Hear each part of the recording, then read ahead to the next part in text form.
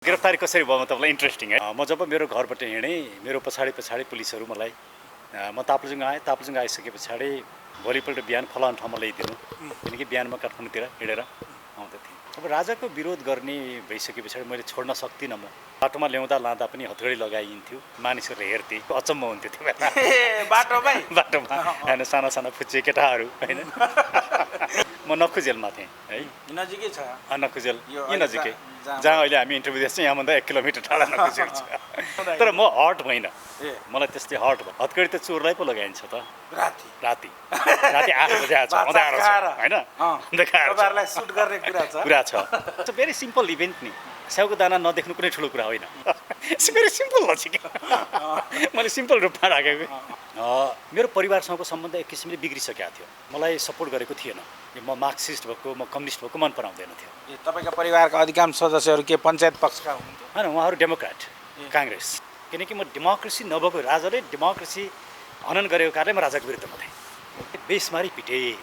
अब हामी देख्दैनौँ तर भित्र सुनिरहेछौँ, एकदम हात लाउँदै आउनुभयो। म यसमा अहिले यति मात्रै भनौँ, त्यो कमेन्ट गर्दिनँ। जज बनरसालले भन्छन् कि जदानीमा पानी तातिरहेछ, उम्लिरहेछ, यो चाहिँ आइस हो भनेर भनेर सैनिकहरूले भन्यो भने एउटा मान्छे, निरीह मान्छेले यो आइस हो, यो उम्लेको पानी होइन भन्छ। उहाँहरूभन्दा अरू योग्य मान्छेहरू हुनुहुन्थ्यो, उहाँलाई ल्याउनु भयो, तपाईँले त्यो निरङ्कुश प्रवृत्ति देखाउनु भयो नि मदन भनेर त्यसो भन्ने हिम्मत उहाँका कमरेडहरू राख्दैनथे। ती साथीहरूको योगदान यो हो, ती साथीहरू आउनुपर्ने मानिसहरू कुनै दिन। त्यही भएर सायद तपाईँ माइनस गरिनुभयो कि यो वामपन्थी खेमामा? होइन, मलाई माइनस गरेको, म आफै नै वामपन्थी खेमाबाट हटेको। म वामपन्थी खेमामा हुन्थेँ भने म निश्चित रूपमा अगाडि जान्थेँ, त्यसमा कुनै विवादै छैन। किनकि म मेचेदेखि महाकालीसम्म म त्यही बेला पपुलर थिएँ।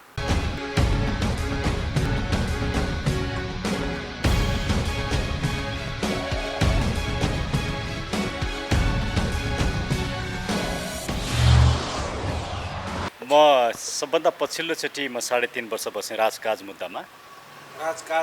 हजुर, म जम्मा जम्मी विद्यार्थी मुभमेन्टमा 11 चोटि जेल बसेँ। 11 चोटि चाहिँ कहिले 1 महिना, कहिले 15 दिन, कहिले 2 महिना, यस किसिमले बस्यो। त्यो बेला म पञ्चायत व्यवस्थाको विरुद्धमा विद्यार्थी कालमा त्यो राजनीतिमा थिएँ। पञ्चायतको विरोध गर्न सजिलो थिएन, ज्यानको बाजी लगाउनु पर्थ्यो।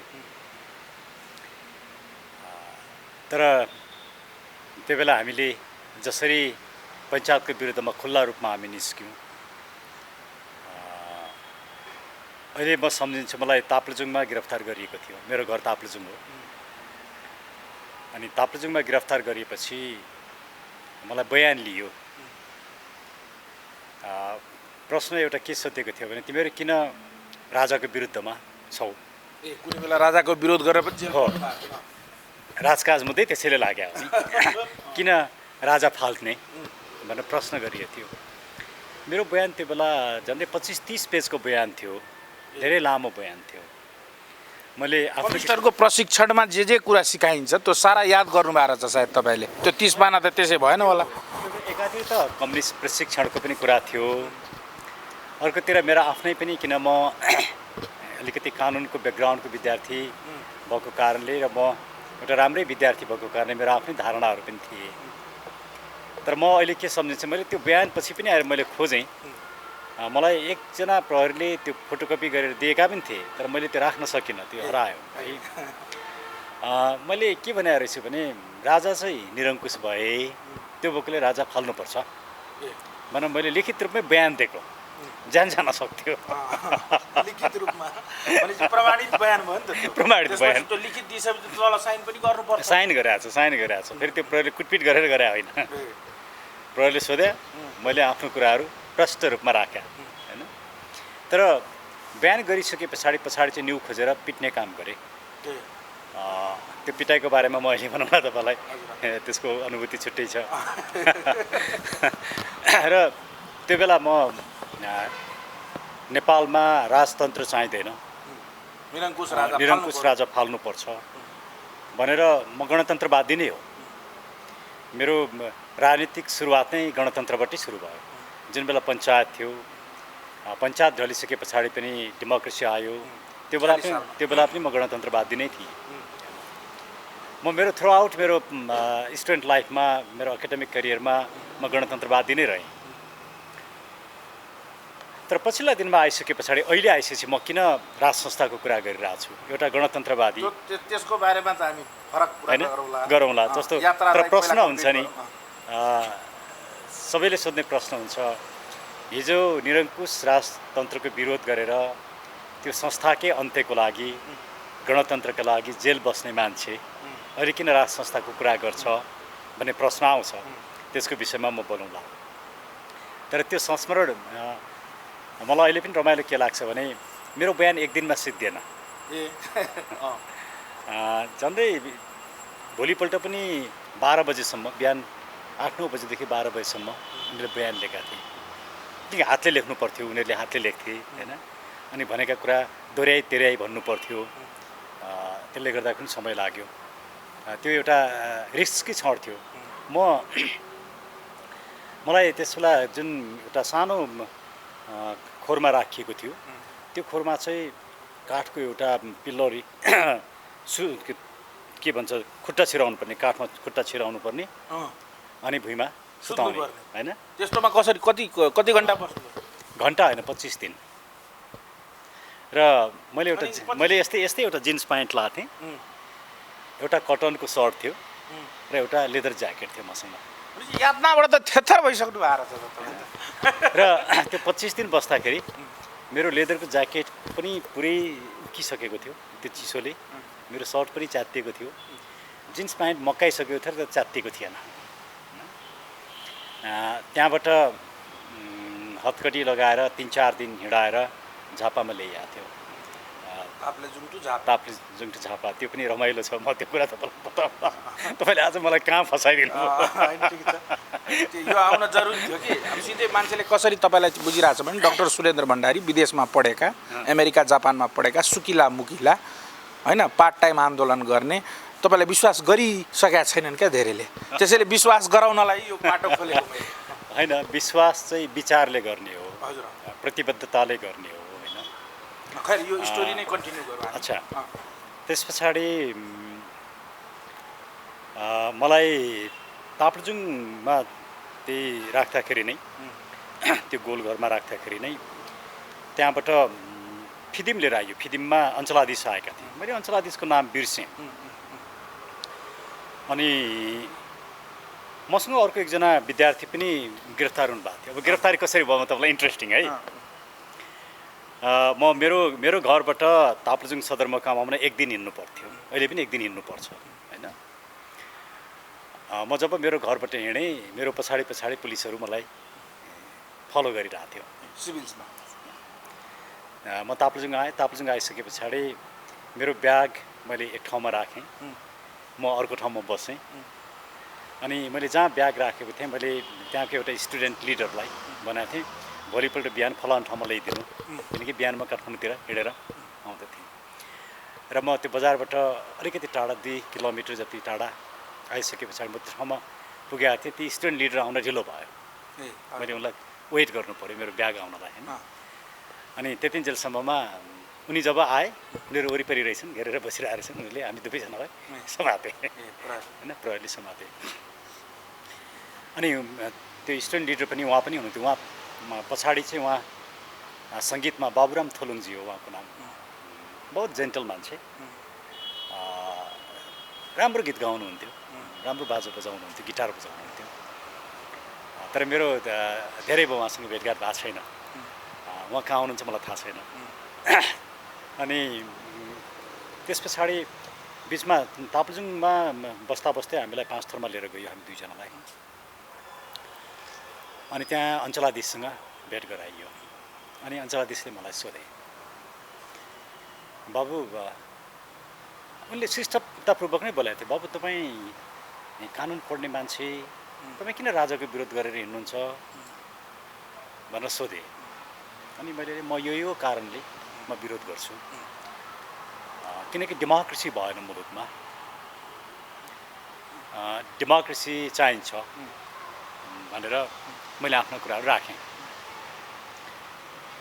अनि उनले मलाई के भने अब राजाको विरोध गर्ने भइसके पछाडि मैले छोड्न सक्दिनँ म त मलाई थुन्नै पर्ने भयो भने अनि मैले भने ठिक छ थुन्नुहुन्छ भने मलाई केही प्रब्लम छैन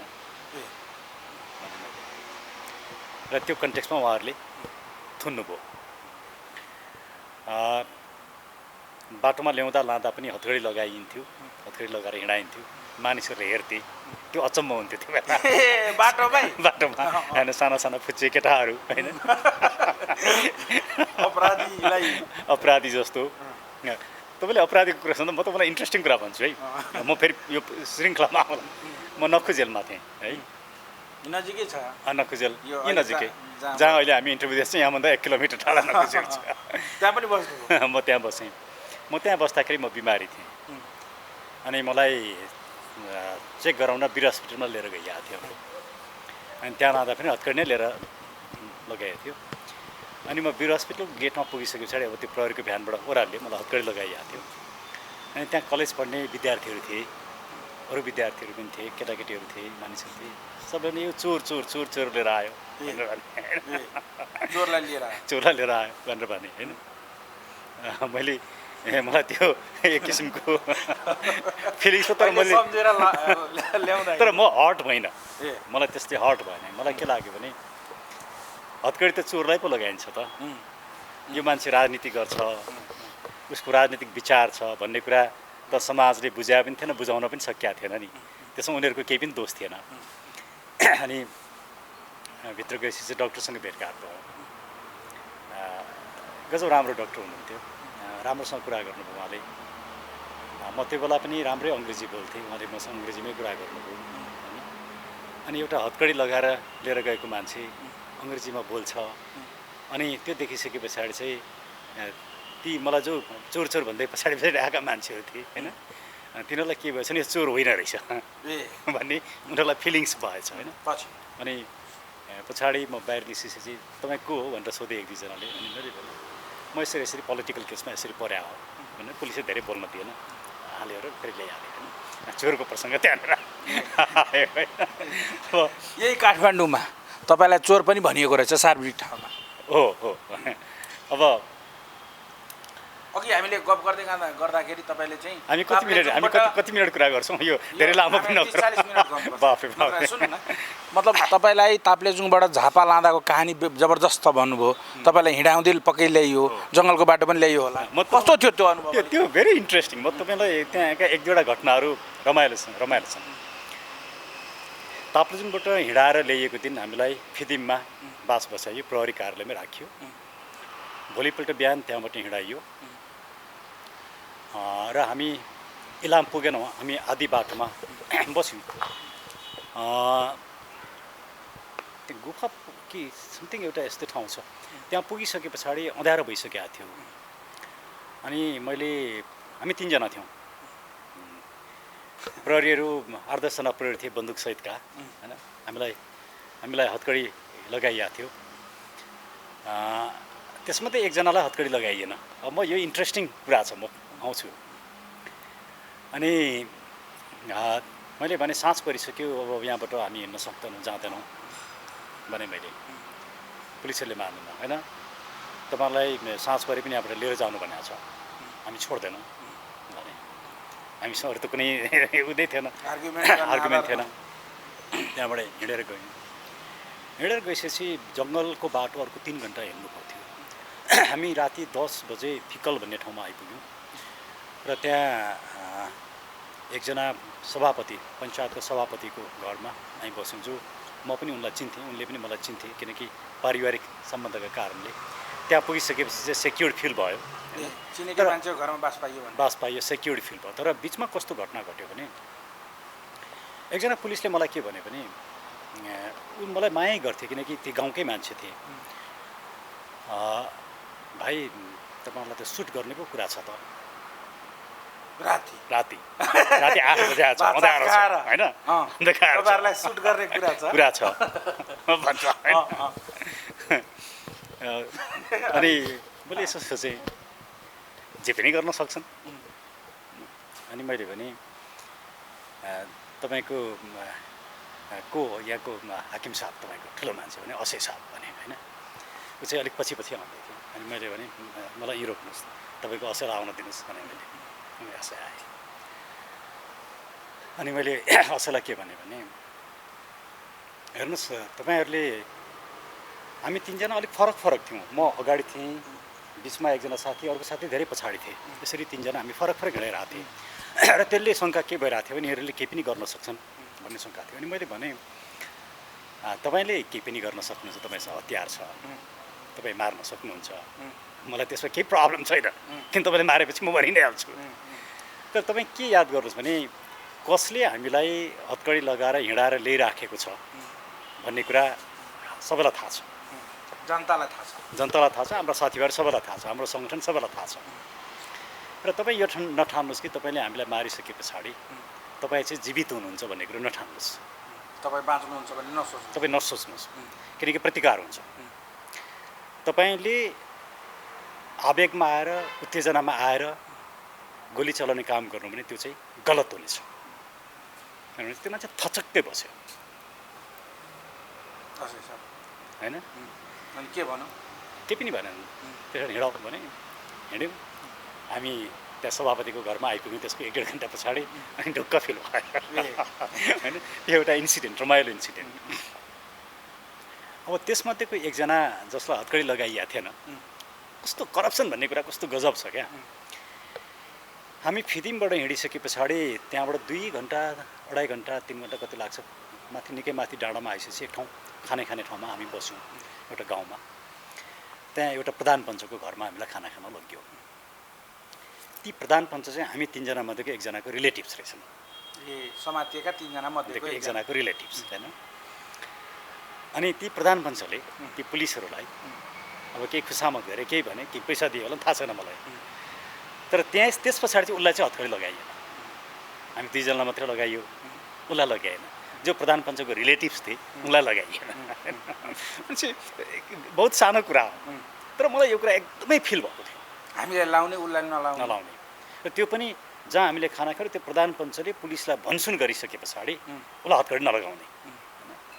मलाई यो कुराले एकदमै, म अहिले पनि त्यो कुरा सम्झिन्छु। मलाई अहिले पनि त्यो कुराले एकदमै टर्चर फिल हुन्छ क्या। उसलाई लाउनुपर्छ भन्ने मेरो कुरा होइन, तर कस्तो माइन्ड सेट हेर्नुहोस् न। त्यहाँ कुनै लको कुरा छैन, भनसुनको कुरा छ, सायद केही रिसुतको कुरा होला, थाहा छैन मलाई, तर भनसुन त डेफिनेटली हो। त्यसले त्यो बेला पनि कति समाज अन्यायपूर्ण थियो, मानिसहरू कसरी बाँच्थे भन्ने कुराको एउटा। अब जेलको भित्री पाटोको कुरा गरौँ डाक्टर साहब। जेलमा तपाईँ बस्दाखेरि तपाईँका मित्रहरूमध्ये, त्यहाँभित्र बस्ने मध्ये राधाकृष्ण मैनाली, सिपी मैनालीहरू, केपी ओलीजी पनि हुनुहुन्थ्यो। कस्तो थियो भित्रको बसाइ? त्यो बडा इन्ट्रेस्टिङ हुन्छ। कस्तो थियो हालत? होइन प्रधानमन्त्रीजी, हामी त्यहाँ गइसके पछाडि केपी ओलीजीलाई पोखरा लगिएको थियो। पोखराको जेलमा? पोखरा, केपी ओलीजीलाई पोखरा। र यो कहाँको जेलमा? नक्खु जेलबाट हामी पुग्नु, उहाँहरूलाई लानु, यस्तै केही भएको थियो। झापाबाट तपाईँहरूलाई चाहिँ झापाबाट पाल्पा लगिएको थियो। पाल्पाबाट नक्खु ल्याइयो। हजुर। अनि राधाकृष्ण मैनालीलाई पनि कतै बाहिर अन्त्य लगिएको थियो। जस तपाईँ भित्र हुँदाखेरि केपी ओलीजीसँगै हुनुहुन्थ्यो। उहाँलाई पाल्पा पुर्यायो कि के हो, हामीलाई ल्याउने, उहाँलाई पाल्पा लाने, यस्तै के भएको थियो होइन। त्यहाँ मोहनचन्द्र अधिकारीजी हुनुहुन्थ्यो, त्यहाँ नरेश खरेलजी हुनुहुन्थ्यो, मनकुमार गौतमजी हुनुहुन्थ्यो। मनकुमार गौतमजीसँग मेरो खुब ठुलो दोस्ती भयो। मोहनचन्द्र अधिकारीसँग मेरो खुब दोस्ती। अनि अरू पनि राजबन्दीहरू हुनुहुन्थ्यो। एकजना राजवंशी हुनुहुन्थ्यो, उहाँ पछि बित्नुभयो। त्यस पछाडि भीष्म धिमालजी, अहिले देखिएका चर्चित नेताहरूमध्ये भीष्म धिमालजी सबैभन्दा लामो जेल बस्ने झापा आन्दोलनको। तर उहाँ कहिले पनि सत्तामा जानु भएन र उहाँ पीडित हुनुभयो। र अहिले भर्खर केही समय अगाडि मैले नै एकजना साथीसँग कुराकानी गरेपछि भीष्म धिमालजीको एउटा अन्तर्वार्ता पनि आइरहेछ, त्यो भाइरल भएको छ। हामी नै साथी नारद वाग्लेजी, शेखर बस्नेतजी पछि सांसद पनि हुनुभएको थियो भोजपुरबाट। यस्तै हामी धेरै थियौँ। अनि एउटा त्यसको राम्रो पक्ष चाहिँ के थियो भने त्यहाँभित्र नक्खु जेल ठुलो थियो, ठुलो कम्पाउन्ड थियो। भलिबल खेल्ने, टेबल टेनिस खेल्ने यस्ता ठाउँहरू थिए, तरकारी लगाउने र कोठाहरू, एउटा कोठामा 2 जना बस्ने यस्तो कोठाहरू दिइन्थ्यो। म र मनकुमारजी हामीसँगै बस्थ्यौँ र मनकुमारजी पनि खुब पढ्नुहुन्थ्यो, म पनि खुब पढ्थेँ। मेरो पढ्ने अभ्यास जेलमा बस्नुभन्दा पहिला पनि थियो, तर जेलमा बसिसके पछाडि मैले वास्तवमा धेरै पढ्ने अभ्यास बानी चाहिँ मेरो त्यहीँ लागेको। जेलमा अरूसँग कुरा गर्यो इरिटेटिङ हुन्छ, बरु पढेर इरिटेटिङ हुँदैन थियो। हामी सिद्धान्तकै कुरा गर्थ्यौँ, विचारकै कुरा गर्थ्यौँ, राजनीतिक कुराकानी नै हुन्थ्यो। त्यहाँभित्र एउटा छुट्टै गजबकै माहौल थियो। म अहिले पनि त्यो माहौल मिस गर्छु, यसो गर्दा म जेल जान्छु भने होइन, तर जुन राजनीतिक माहौल थियो त्यो म अहिले पनि मिस गर्छु। अनि तपाईँलाई त्यहाँभित्र हामी कसरी खान्थ्यौँ बस्थ्यौँ भन्ने विषयमा एउटा त्यहाँभित्र मेस हुन्थ्यो। मेस भनेको हामी सबै राजबन्दीहरूको, पोलिटिकल प्रिजनरहरूको एउटा एकै ठाउँ खाना पकाउने हुन्थ्यो। हामीलाई कति मलाई लाग्छ दिनको आधी केजी चामल यस्तै कति आई डोन्ट नो त्यस्तै होला होइन, जस्ट पुग्थ्यो होइन। 75 पैसा दिनको कि पैसा पनि बेग्लै, दाल र चामल आउने, दाल चामल आउँछ, पैसा आउँछ होइन। त्यो पैसाले चाहिँ दाल किन्ने, तरकारी किन्ने, लुगा धुने साबुन, नुहाउने साबुन किन्ने, आफूलाई चाहिने अन्य सामानहरू किन्ने। तर त्यो सबै हामी एकै ठाउँमा राख्थ्यौँ ग्रुपमा, त्यो इन्डिभिजुअली चलाउँदैन थियौँ। अनि ग्रुपमा रहेपछि मेस चलाउनु पर्ने। मेस चलाउने भनेको चामल त छँदैछ, पकाउने दाउरा पनि किन्नु पऱ्यो होइन, अनि तरकारीहरू सबै किन्नु पऱ्यो, तेलहरू सबै किन्नु पऱ्यो। अनि त्यो सबै गरेर कसले बेसी खुवाउँछ, अनि हप्तामा एकचोटि मासु खुवाउनु पर्ने होइन। सक्यो 2 चोटि खुवायो भने त त्यो बेस्ट मेस भयो होइन, त्यो बेस्ट है। अनि नखुमै केपी ओलीजीलाई पनि राखिएको थियो, नखुमै हुनुहुन्थ्यो, तर उहाँ चाहिँ त्यसरी पोखरा जानुभयो होइन। पोखरा तपाईँहरूसँग भेटघाट हुँदैन थियो? मेरो केपी ओलीजीसँग छोटो भेटघाट भयो जस्तो लाग्छ। मोहन चन्द्रजीसँग हाम्रो लामो भेटघाट भयो, हामी सँगै लामो समय नै सँगै बस्यौँ। अनि मेसमा कस्तो मोहन चन्द्र अधिकारी र म चाहिँ सधैँ हामी एउटा ग्रुपमा, एउटा पार्टनर होइन, मेस चलाउने हामी पार्टनर हुन्थ्यौँ। र कसले बेसी पैसा बचाउने र डिभिडेन्ड दिने कि अन्तिममा बाँड्ने, त्यो बाँडिसकेको पैसाले चाहिँ आफ्नो साबुन किन्ने, के किन्नुपर्छ किन्ने, यस्तो किसिमको लाइफ थियो। हामीसँग खासै राम्रो लुगा पनि हुँदैन थिए, जस हामी बाँच्थ्यौँ, मिनिमम हामी बाँच्थ्यौँ, तर कसैलाई पनि दुःख मनाउँथेन। हामी सबै रमाउँथ्यौँ, किनकि हामी एउटा विचारका लागि त्यहाँ थियौँ। अब महत्त्वपूर्ण कुरा म तपाईँलाई भन्छु, एक दिनको घटना। म त मार्क्सिस्ट लेफ्ट मान्छे होइन, खुब मार्क्सिस्ट डकुमेन्टहरू पढाएँ मैले, त्यहाँभित्र थुप्रै मार्क्सिस्ट लिट्रेचर पढेँ। मेरो बसेको कोठाको अगाडिपट्टि एउटा स्याउको रुख थियो, स्याउ फलेको थियो। तर एक दिन बिहान मैले स्याउको दाना देखिनँ होइन। It's a very simple event नि, स्याउको दाना नदेख्नु कुनै ठुलो कुरा होइन। अनि त्यसले मलाई के ट्रिगर गर्यो भने, मार्क्सिजमको बेसिक फिलोसफी चाहिँ के हो भने म्याटर डिटर्मिन्स द माइन्ड, पदार्थले माइन्डलाई निर्धारण गर्छ भन्ने हो। यदि म्याटरले मेरो माइन्डलाई डिटर्मिन गर्थ्यो भने त्यो स्याउलाई मैले नदेख्नु पर्ने कुनै कारण थिएन। अनि मेरो यो क्वेसन धेरै ठुलो क्वेसन होइन, धेरै सिम्पल एक्युरेट क्वेसन होइन अन्डरस्ट्यान्डिङ कुरा होइन, तर मलाई कम्प्लेक्सिटी कहाँ लाग्यो भने मार्क्सको जुन मेटेरियलिजम थियो, मार्क्सको मेटेरियलिजमप्रति अब मैले त्यहाँबाट डाउट गर्न थालेँ। मेरो that was the first question. म त्यो दिनसम्म खट्टा मार्क्सवादी थिएँ होइन। त्यस पछाडि मैले मार्क्सिजमको क्रिटिकल एनालिसिस गर्न थालेँ आफैले। मैले फेरि पढेँ होइन, र मैले मार्क्स एङ्गेल्सका डकुमेन्टहरू जुन पढेँ। अनि मेरो अर्को क्वेसन त्यस पछाडि म त्यहाँ डिबेटमा एउटा क्वेसन राख्ने गर्थेँ। त्यसै अलिक पछि म जब मार्क्सिजमको अलिकति क्रिटिक हुन थालेँ, मैले के क्वेसन राखेँ भने दुनियाँमा सबैतिर साम्यवाद आउला, अमेरिकामा पनि आउला, युकेमा पनि आउला, नेपालमा पनि आउला होइन, तर मुस्लिम कन्ट्रीमा कसरी साम्यवाद आउँछ? क्रिटिकल एनालाइसिस भित्र तपाईँले फेला पारेको एउटा अर्को टपिक, अर्को मेरो क्वेसन होइन, क्रिटिकल एनालाइसिस होइन। अनि यो क्वेसन मैले राख्दाखेरि मेरा कलिगहरूसँग खासै जवाफ थिएन, र र मेरो आर्गुमेन्ट लाइन अफ थिङ्किङ चाहिँ के थियो भने जहाँ रिलिजनको एउटा फन्डामेन्टलिस्ट पार्ट छ, मान्छेहरू रिलिजनप्रति एकदमै डिपली कनेक्टेड छन्, त्यहाँ उनीहरूले पोलिटिकल आइडियोलोजी इजमप्रतिको विश्वास हुँदैन। त्यो सोसाइटीलाई मार्क्सिजममा ट्रान्सफर्म गर्न सकिँदैन। त्यसैले दुनियाँभरि साम्यवाद आउँछ, समाजमा धुँदै साम्यवादमा पुगिन्छ भन्ने जुन परिकल्पना छ मार्क्सको, त्यो गलत छ भन्ने अर्को क्वेसन मेरो त्यहाँ आयो। त्यस पछाडि मार्क्सको फन्डामेन्टल प्रिन्सिपल, मार्क्सिजमको फन्डामेन्टल प्रिन्सिपल के हो भने, मलाई सिम्पल रूपमा राखौँ, मार्क्सिजमले के भन्थ्यो भने बेस डिटरमिन्स सुपर स्ट्रक्चर है। बेस र सुपर स्ट्रक्चर भने चाहिँ के हो भने, बेस भनेको चाहिँ इकोनोमी, जहाँ उत्पादन प्रोडक्टिभ फोर्स हुन्छ, मिन्स अफ प्रोडक्सन हुन्छ होइन, त्यो चाहिँ बेस भयो। अनि सुपर स्ट्रक्चर भनेको चाहिँ राज्यको संरचना, कानुन, यी सुपर स्ट्रक्चर भए, सरकार, यी सबै सुपर स्ट्रक्चर भए। मार्क्सको फिलोसफी चाहिँ के थियो भने बेसले सुपर स्ट्रक्चरलाई निर्धारण गर्छ भन्ने मार्क्सको फिलोसफी थियो। तर माओसेतुङले ठ्याक्कै त्यसलाई उल्टो गरेका थिए। माओसेतुङ के भन्थ्यो भने सुपर स्ट्रक्चर नै प्रधान हुन्छ, सुपर स्ट्रक्चरले अरू सबै कुरालाई तय गर्छ, निर्धारण गर्छ भन्थे। अनि मेरो नेक्स्ट क्वेसन के थियो भने कि त मार्क्स मार्क्सिस्ट होइनन् कि त माओसेतुङ मार्क्सिस्ट होइनन्। It's very simple logic. मैले सिम्पल रूपमा राखेको। यो पजलको कुनै डिप एनालिसिस र आन्सर आउँदैन थियो मेरो साथीहरूबाट, तर म मोहनचन्द्र अधिकारीसँग खुब डिबेट गर्थेँ। अनि हाम्रो गौतमजीसँग, मनकुमार गौतमजीसँग खुब डिबेट गर्थेँ म। मनकुमार गौतमजी हिन्दीमा नेपालीमा पढ्नुहुन्थ्यो, मलाई हिन्दीमा म त्यति पढ्दैन थिएँ, म अङ्ग्रेजीमै पढ्थेँ। अनि कहिलेकाहीँ के हुन्थ्यो भने उहाँले पढेका टेक्स्ट र मैले पढेका टेक्स्टहरूमा अलिक फरक हुन्थ्यो। त्यो अनुवादको कारणले, विभिन्न कारणले अलिक फरक हुन्थ्यो र हाम्रो बिचमा निकै छलफल, गहिरो छलफल पनि हुन्थ्यो।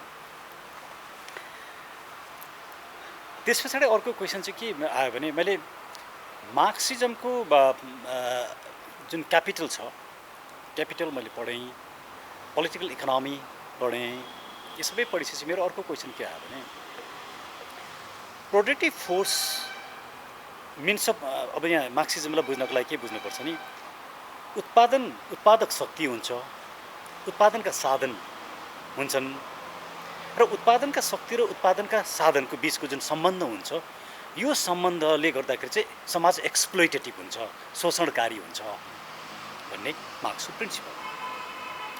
र उहाँहरू के भन्नुहुन्थ्यो भने मार्क्सिजमले के भन्छ भने उत्पादक शक्ति भनेको लेबर क्लास को हातमा चाहिँ मिन्स अफ प्रोडक्सन, जग्गा, जमिन, घर, साधन, स्रोत, पैसा, यी जति छन् नि उत्पादनका साधनहरू, ती सबै चाहिँ उनीहरूको हातमा आइसके पछाडि मात्रै त्यो समाज चाहिँ जस्ट, फेयर बन्छ भन्ने मार्क्सिजमको बेसिक प्रिन्सिपल, इक्विटीको प्रिन्सिपल। अनि मैले के भन्थेँ भने हामी यहाँ 30 जना कमरेडहरू छौँ, तर हामी सबैको लेभल अफ थिङ्किङ, अभिव्यक्ति गर्ने शैली, पर्सनालिटी, विचार, क्षमता पनि फरक छ। त्यो फेरि रियालिटी थियो होइन, त्यो रियालिटी थियो। र एउटै घरका दाजुभाइ दिदीबहिनीहरूको बिचमा नि फरक छ होइन। मान्छे मिन्स अफ प्रोडक्सन कन्ट्रोल गर्दैमा त्यो उत्पादक शक्तिको चाहिँ सबै क्षमता अभिवृद्धि हुने र इक्विटी हुने कुरा सम्भव छैन, किनकि ह्युमन बिइङमा उसको जिनियसनेस, उसको क्रिएटिभिटी, उसको मेहनत, यी सबै कुराहरूले पनि महत्त्व राख्छ। त्यसैले यहाँ पनि मार्क्सिजम फल्टी छ अनि मेरो अर्को लाइन अफ आर्गुमेन्ट। यस्ता लेभल अफ थिङ्किङले आजको ठाउँमा तपाईँलाई पुर्यायो। एक्ज्याक्टली। मैले तपाईँलाई यो सबै किन भने म जेलबाट निस्किनुभन्दा अगाडि नै म मार्क्सिस्ट थिइनँ। म जेल पढ्दा मार्क्सिस्ट थिएँ। भित्र पढ्दा पढ्दै तपाईँ चेन्ज भइसक्नु भएको थियो। र जेलको आधीभन्दा बेसी समयसम्म म मार्क्सिस्ट थिएँ।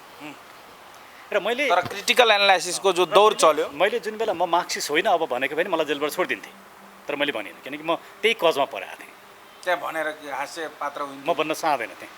तर यो कुरा तपाईँले भित्र रहेका केही कमरेड साथीहरूलाई सुनाउनु भयो, सेयर गर्नु? यो त छलफलै हुन्थ्यो नि, त्यहाँ छलफलै हुन्थ्यो नि। अनि म छुटेका दिन मलाई लिन पद्मरत्न तुलाधर आउनु भएको थियो होइन। अनि कति वर्षको अन्तरालमा छुट्नु भयो? म 3.5 वर्ष बसेर 3.5 वर्ष बसिसके पछाडि मैले 3,000 रुपियाँ जरिवाना थियो मलाई। त्यो 3,000 रुपियाँ जरिवाना मैले राख्नु, मलाई 3 वर्ष कैद र 3,000 रुपियाँ जरिवाना भएको थियो। मैले 3,000 जरिवाना तिर्न नसकेको कारणले अर्को 6 महिना म बेसी बसेँ। जब पैसा कलेक्सन भयो तब बुझाएर म छुटेँ। अब मेरो परिवारसँगको सम्बन्ध एक किसिमले बिग्रिसकेको थियो। मेरो परिवारले मलाई सपोर्ट गरेको थिएन, किनकि मेरो परिवार म मार्क्सिस्ट भएको, म कम्युनिस्ट भएको मन पराउँदैन थियो। तपाईँका परिवारका अधिकांश सदस्यहरू के पञ्चायत पक्षका हुनुहुन्थ्यो? होइन, उहाँहरू डेमोक्रेट, काङ्ग्रेस होइन। मेरो काका पञ्चायत, उपपञ्चायतको सभापति, मेरो बुवा डेमोक्रेट, मेरो परिवार डेमोक्रेट। अनि त्यस पछाडि मनकुमार गौतमजीले नै जेलभित्रैबाट विभिन्न किसिमले साथीभाइहरूसँग पैसा खोजेर मलाई छुटाउनु भयो। मैले पछि त्यो पैसा तिरेँ। घरमा म गएँ, बुवालाई भनेँ, सम्बन्ध सुध्रियो, बुवाले पैसा दिनुभयो अनि मैले तिरेँ पछि होइन। मनकुमार गौतमजीले मलाई ठुलो एउटा, तर त्यो बेला कम्युनिस्ट पार्टीले कुनै पनि इनिसिएसन लिएन। म त्यो पैसा तिर्दिन्थेँ, तर भन्नुहोस् न, पैसा तिर्न नसकेर म अर्को 6 महिना चाहिँ जेलमा बसेँ, 3,000 रुपियाँ तिर्न नसकेर। त्यस पछाडि म छुटेँ। अनि पद्मरत्न तुलाधरजीको घरमा गएँ हामीहरू, अनि उहाँसँग यी सबै कुराकानीहरू भए। र मैले उहाँलाई के भनेँ भने,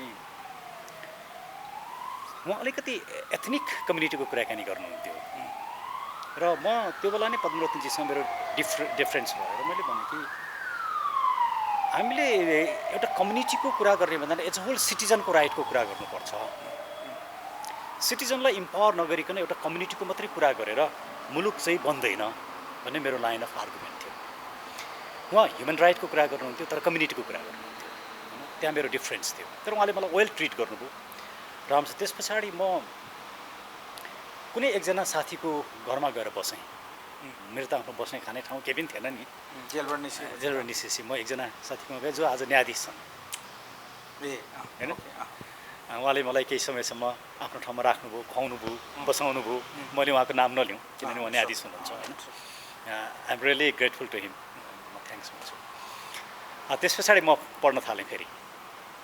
त्यसपछि फेरि पढ्न थालेँ होइन। ब्याचलर्स जोइन गरेँ म। 12 कक्षा पढ्दा पढ्दै जुन तपाईँमा जुन एक खालको इनर्जी डेभलप भएको थियो त्यो जेलमा गएर रूपान्तरित भएर आएँ। म जेल नपरेको भए अहिलेसम्म म मार्क्सिस्ट नै हुन्थेँ होला जस्तो लाग्छ मलाई। त्यसैले तपाईँले यही प्रश्न डाक्टर सुरेन्द्र केसीलाई पनि एकचोटि सोध्नु, तपाईँ अहिले पनि वामपन्थी नै हुनुहुन्छ अनि अब यो किन मार्क्सिजमको बारेमा छलफल गरौँला, किनकि मार्क्सिस्ट लिट्रेचरको बारेमा, यसको क्लासिक्सको बारेमा, यसको फिलोसफीको बारेमा म केही डिबेट गर्न सक्छु होइन। तर अहिले मैले यहाँ के भन्दै थिएँ भने, मैले त्यस पछाडि मैले पढ्न थालेँ। म ल क्याम्पसमा एडमिसन हुन जाँदाखेरि परीक्षा आउन 2 महिना कि कति मात्रै बाँकी थियो। अनि मलाई क्याम्पससिपले भन्नुभयो, कनक विक्रम थापा हुनुहुन्थ्यो, डिन कि क्याम्पससिप हुनुहुन्थ्यो। अनि सक्छौ तिमीले यो यतिमा आएर यति ढिलो आएर भनेर सोध्नु। म सक्छु सर भने मैले। उहाँले मलाई मौका दिनुभयो।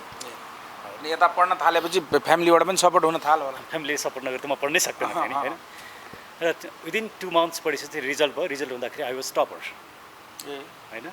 र मेरो कम्पिटिटरको बिचमा झन्डै 10 नम्बर 10%, टोटल मार्कमा 10%को फरक थियो। र त्यो होल उसमा नै म टपर हुँ, म सधैँ टपरै रहेँ। त्यस पछाडि त्यो दौरानमा म मार्क्सिस्ट थिइनँ। म नन पोलिटिकल, अपोलिटिकल, म कुनै पोलिटिक्समा लागेको थिएन। तर मेरो फिलिङ्स के थियो भने डेमोक्रेसीप्रतिको मेरो विश्वास चाहिँ, म हिजो कम्युनिस्ट हुँदा पनि मेरो डेमोक्रेसीप्रति विश्वास थियो। किनकि म डेमोक्रेसी नभएको, राजाले डेमोक्रेसी हनन गरेको कारणले म राजाको विरुद्धमा थिएँ। त्यो बेला मैले कति डेमोक्रेसी बुझाएको थिएँ त्यो चाहिँ मलाई थाहा छैन अहिले। त्यो बेलाको कुरा मैले बुझाएको थिएँ कि थिइनँ, के बुझाएको थिएँ होइन। तर म त्यो बेला पनि डेमोक्रेसीकै कुरा गर्थेँ। त्यस पछाडि अब म प्र्याक्टिसमा लागेँ। त्यसरी बाहिर पढ्न गएँ, बाहिरै पढाएँ। अब यी सब कुराहरू त्यस पछाडि भए। अब तपाईँका अरू केही प्रश्न, यही जेलसँग सम्बन्धित प्रश्न छन् भने त्यसमा तपाईँले यो सबै भन्दै गर्दा कुटाइ खाएको प्रसङ्ग छुटाउनु खाएको भेरी इन्ट्रेस्टिङ। हामीले जब त्यो अञ्चलाधीशलाई भेटेर हामी फर्क्यौँ नि, फर्केको 1-2 दिनमा एक दिन बेलुका 8 बजेतिर होला, अनासै बाहिर निकाले हामीलाई खोरबाट होइन। सबभन्दा पहिला कसलाई निकाले, मेरो अर्को साथीलाई निकाले जस्तो लाग्छ मलाई। उसलाई निकालिसकेपछि उसलाई बेसमारी पिटे। अब हामी देख्दैनौँ तर भित्र सुनिरहेछौँ होइन। सेकेन्ड मेरो पालो आयो, मलाई लिएर गए, सुताए, हातमा पनि खुट्टाले टेकेका छन्, जिउमा पनि थिचेका छन् र पैँतालामा बाटाले नन स्टप। मैले 70 बाटा गर्ने। तपाईँले त्यसपछि बेहोस हुनुभयो? त्यसरी बेहोस भयो, 70 बाटासम्म गएँ। दुख्थ्यो तर म रुँदा पनि रोइनँ, कराउँदा पनि कराएँ, किनकि मसँग त्यो रिजेन्टमेन्ट थियो क्या, म प्रतिकार थियो मसँग।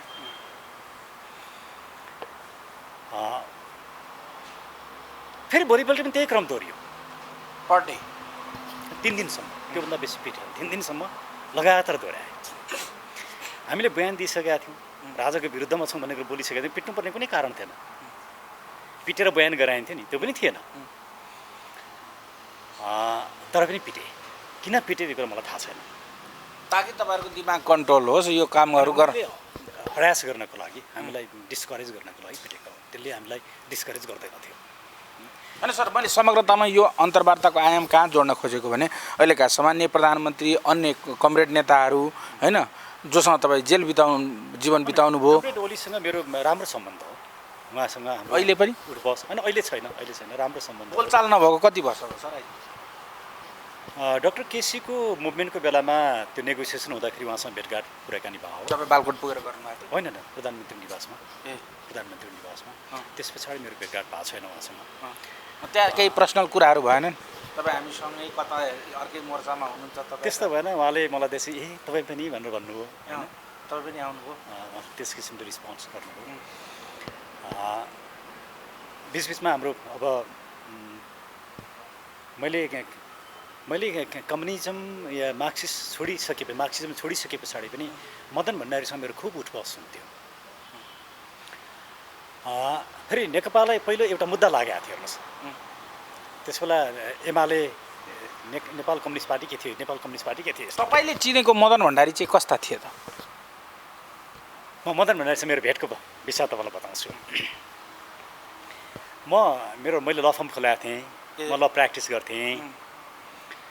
अनि मनकुमार गौतमले र सिपी मैनाली हिँड्दै रहेछन् मेरो ल फर्मको मुनिबाट, मनिसँग त्यहाँ भेट भयो।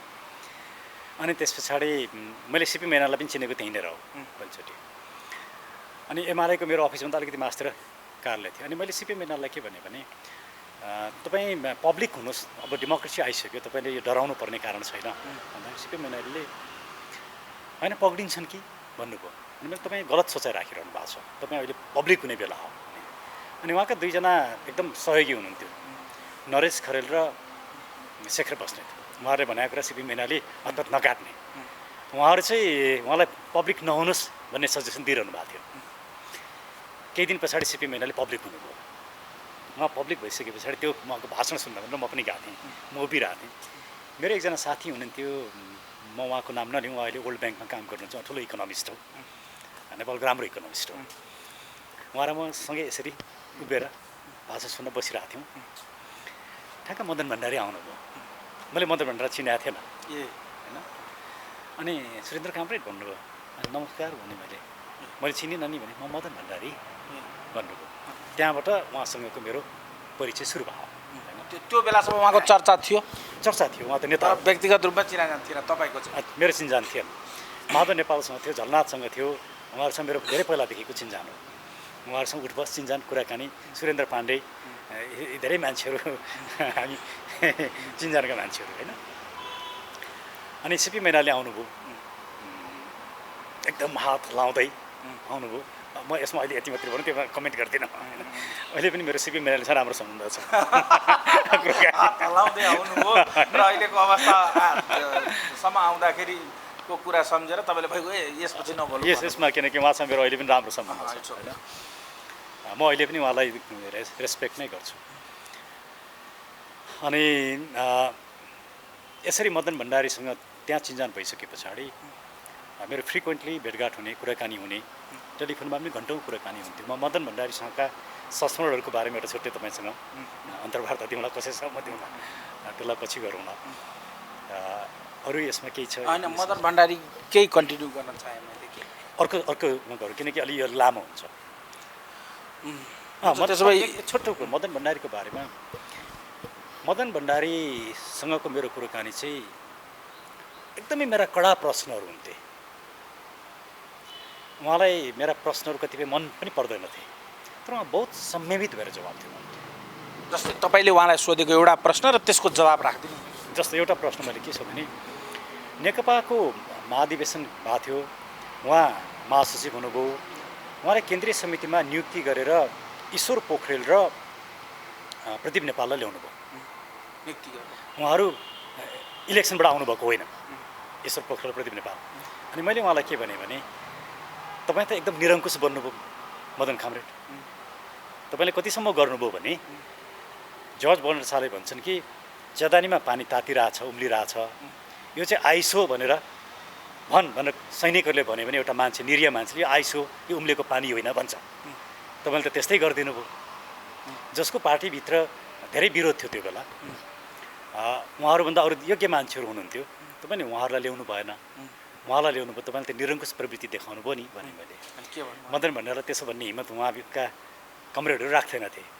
अनि उहाँले के भन्नुभयो भने तपाईँले परिस्थिति बुझ्नु भएन, त्यसैले तपाईँले यो प्रश्न गर्नुभयो, हाम्रो परिस्थिति यस्तो यस्तो थियो, ती साथीहरूको योगदान यो हो, ती साथीहरू आउनुपर्ने मानिसहरू हुन्, त्यसैले यो कारणले यसरी ल्याइएको भनेर यस्ता थुप्रै कुराहरू हुन्थे। म कुनै दिन त्यही भएर सायद तपाईँ माइनस गरिनुभयो कि यो वामपन्थी खेमामा? होइन, मलाई माइनस गरेको म आफै नै वामपन्थी खेमाबाट हटेको, मलाई कसैले माइनस गरेको तपाईँले अघिदेखि व्याख्या विश्लेषण गर्नु हो।